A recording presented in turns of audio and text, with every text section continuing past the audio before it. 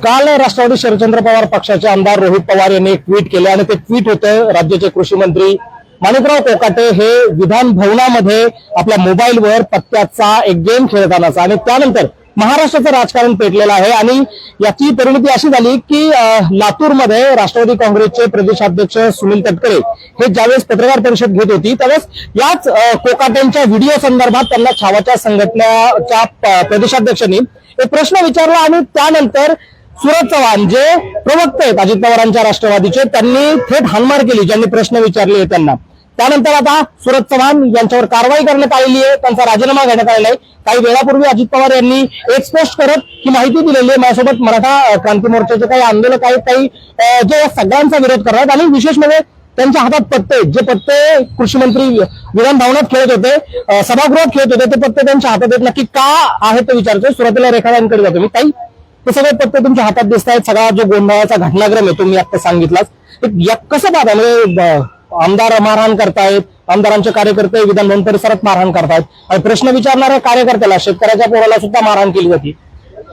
खरं तर चहापेक्षा किटली गरम अशी कार्यकर्त्यांची आता भूमिका दिसते आहे की जर आता आपण काहीतरी डँडिंग केली नेत्यासमोर तर काहीतरी आपल्या पदरात पडेल, अशा पद्धतीने आता कार्यकर्ते गुंडासारखे वागत आहेत आणि हे गुंड आणि झुंड हे महायुतीच्या सरकारनं पोचलेले आहेत।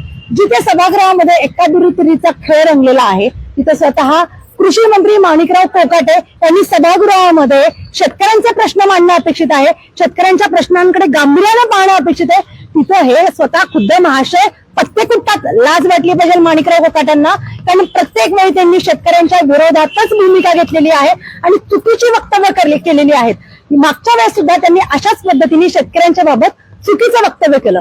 एकीकडे माणिकराव कोकाटे म्हणतात कृषी मंत्री पद म्हणजे ओसाड गावची पाटीलकी, मारे बाबा असली पाटीलकी तू सोडून दे, तुला कशाला हवी ही पाटीलकी, ज्याला हवी तो घेईल आणि करेल तो ती शेती, तुझी त्यासाठी गरज नाही।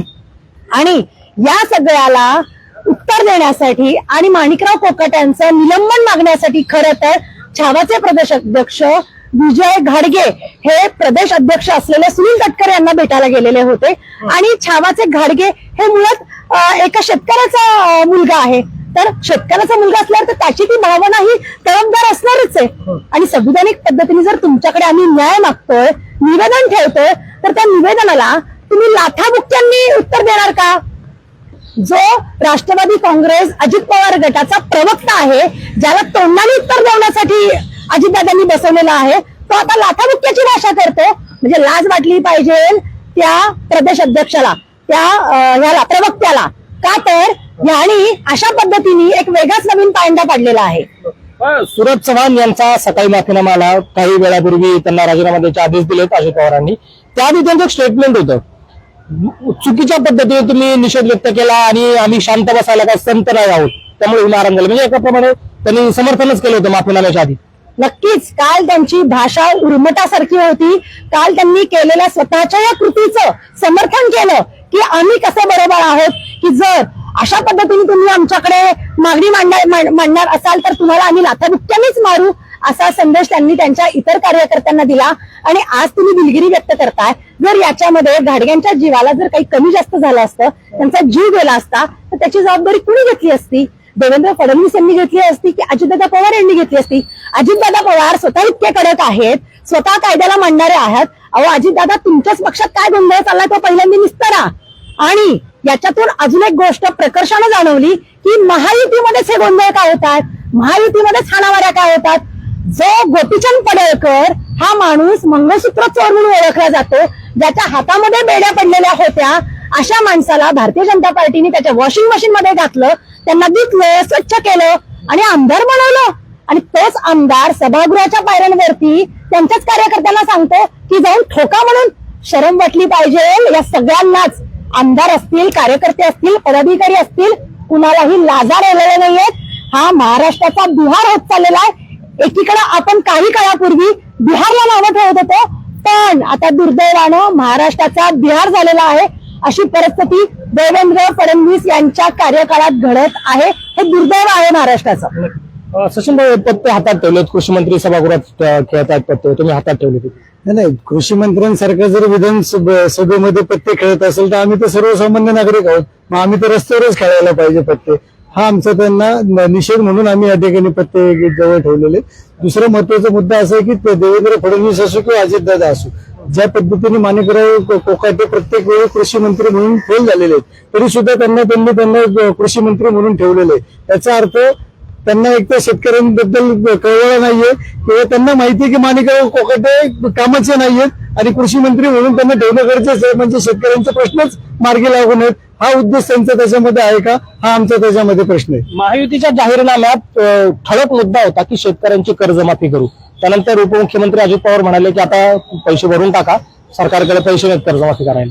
हे तुम्ही माझं वैयक्तिक मत असे की हे तुम्ही त्यांच्या लाडक्या बहिणींसाठी बोलत असाल तर ती चांगली गोष्ट आहे, कारण त्यांनी लाडकी बहीण हे उद्देश ठेवून या ठिकाणी इलेक्शन लढली आणि ते एक द्यायचं म्हणून दिलेलं आश्वासन होतं राज्य सरकार सत्तेमध्ये येण्यासाठी. वास्तविक त्याच्यासाठी त्यांचा कुठलाही अभ्यास किंवा तरतूद किंवा कुठल्याही प्रकारचं आर्थिक नियोजन त्यांच्याकडे नव्हतं, पण काहीतरी बोलून आपण सत्ता मिळवायची आणि आता सत्तेत आल्यानंतर आम्ही करू शकत नाही असे हात वर करायचे, कारण आता सत्ता जाणार नाही. ती काही सत्तेसाठी एकत्र आलेले आहेत, सत्ता खुर्ची मिळवण्यासाठी एकत्र आलेले आहेत, त्यामुळे ते आता असं बोलून त्या महाराष्ट्राच्या जनतेची या शेतकऱ्यांची ते प्रतारणा करतायत आणि या पद्धतीने जे वागतायत त्यांनी शेतकऱ्यांनी या गोष्टी लक्षात ठेवून त्यांना जाब विचारलं पाहिजे.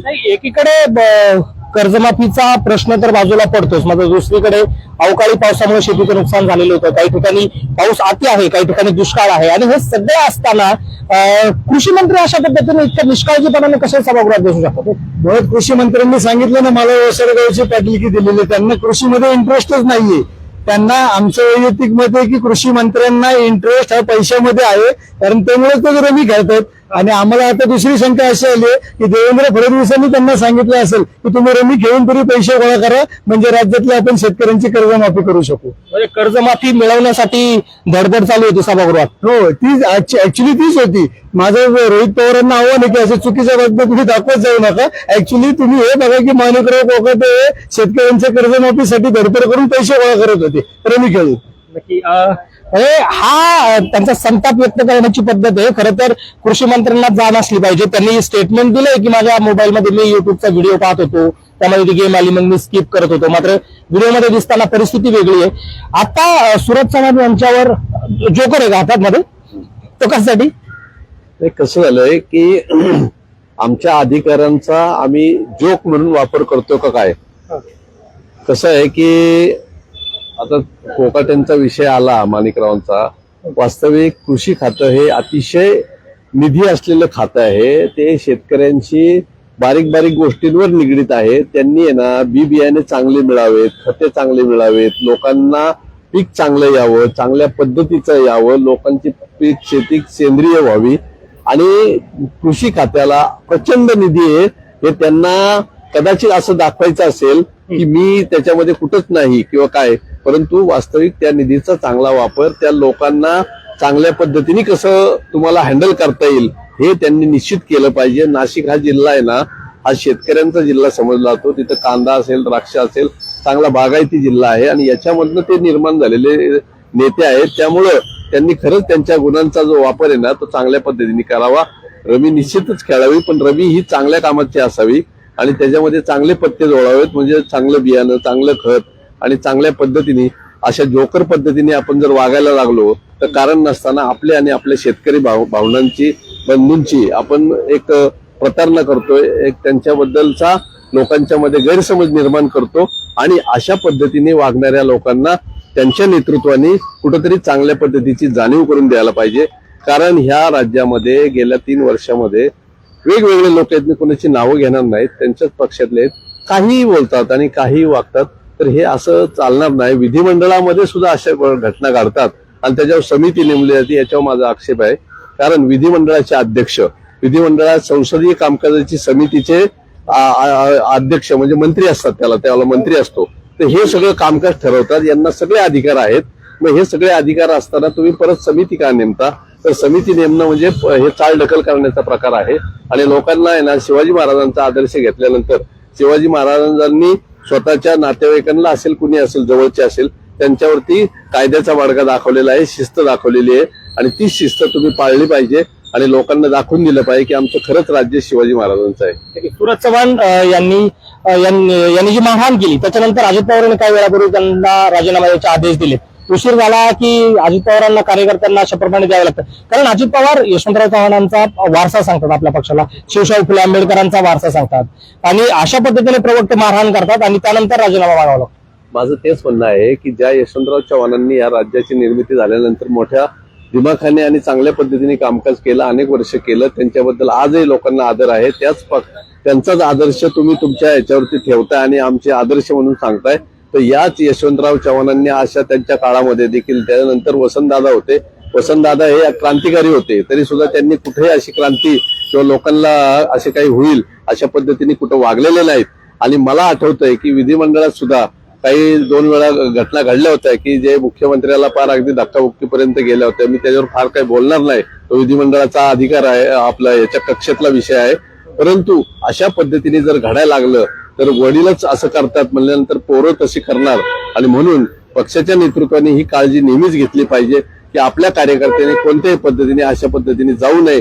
आणि जर असं काही घडलेलं कळलं तर ताबडतोब निलंबित केलं पाहिजे आणि त्याच्यावरती कारवाई केलीच पाहिजे. आणि दुसऱ्या कार्यकर्त्याला, दुसऱ्या जो कोणी येईल त्याला हे दिसलंच पाहिजे की आपल्याला जबाबदारीनेच काम करायचंय आणि ह्या देशाला, ह्या राज्याला आपण एक जबाबदारीने जे पद घेतलंय त्याचा आपण वापर करून लोकांना आपण न्याय दिला पाहिजे. ही जी मारहाण झाली ती फक्त प्रश्न विचारली म्हणून झाली आणि त्यानंतर आता राजीनामा घ्यायला सांगितलं? नाही, सध्या मराठा समाजाच्या कार्यकर्त्यावर किंवा मराठा समाजाच्या पदाधिकाऱ्यावर ज्या पद्धतीने हल्ले होत चाललेत ते एकदम निषेधाची गोष्ट आहे. आणि मराठा समाजाचे कार्यकर्ते ज्या विचारणार ना, सरकारला विचारणार. आता प्रवीणदादा सारख्या माणसावर ज्यांनी समाजासाठी भरपूर काम केलेले आहे, तो कोणाला काही बोलला पण नव्हता प्रवीणदादा काय, तरी त्याच्यावर पण ती वंदन टाकलं. काय हा पण चांगला कार्यकर्ता आहे, शेतकरी मुलगा आहे, त्याच्यावर हल्ला होणं म्हणजेच मराठा समाजावर हल्ला होणं हे अतिशय चिंतेची बाब आहे. आणि अखिल भारतीय मराठा महासंघ, मराठा क्रांती मोर्चा ह्या हल्ल्याचा तीव्र निषेध करत आहे आणि हल्लेखोरांना कडक कारवाई झाली पाहिजे. फक्त राजीनामा घेऊन थांबलं पाहिजे, त्यांच्यावर कडक कारवाई झाली पाहिजे. कडक कारवाई पोलीस खात्यावर पण दबाव आहे का नाही यांचा काय माहिती सरकारचा.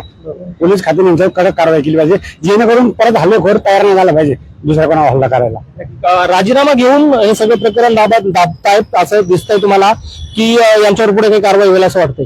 सूरज चव्हाणवर 307चा गुन्हा दाखल झाला पाहिजे, कारण ज्या पद्धतीने मारहाण केलेली ती 307 गुन्हा दाखल होण्यासारखीच आहे. नुसता राजीनामा ही मलमपट्टी आहे.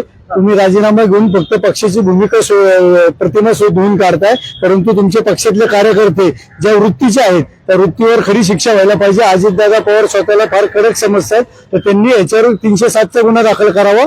त्याला पक्षातनं काढलं ही चांगली गोष्ट आहे, पण त्याची शिक्षा त्याला मिळली पाहिजे, हे अजितदादांचं काम आहे. सूरज चव्हाण यांना पक्षाचा आपल्या पदाचा राजीनामा द्यायला सांगितलेला आहे अजित पवारांनी. मात्र हे सगळं प्रकरण ज्या घटनेमुळे झालं की माणिकराव कोकाटे यांचा विधान भवनातला, सभागृहातला तो व्हिडिओ कदाचित माणिकराव कोकाटे हे शेतकऱ्यांना कर्जमाफी देण्यासाठी आपल्या निधीत थोडाफार भर पडावी म्हणून ही गेम खेळत असावेत असं या सगळ्या कार्यकर्त्यांना वाटतंय. दुसरीकडे सूरज चव्हाण याच्यावर फक्त पक्षांतर्गत कारवाई न करता त्यांच्यावर 307 सारखा गुन्हा दाखल व्हायला पाहिजे, म्हणजे त्यांनी नक्की काय केलं हे त्यांना समजेल. आणि अजित पवार जर कडक स्वभावाचे असतील तर अशा पद्धतीची कारवाई तर नक्कीच करतील असं या सगळ्या कार्यकर्त्यांचं म्हणणं आहे. Abhijit Darade, Maharashtra time online, Pune.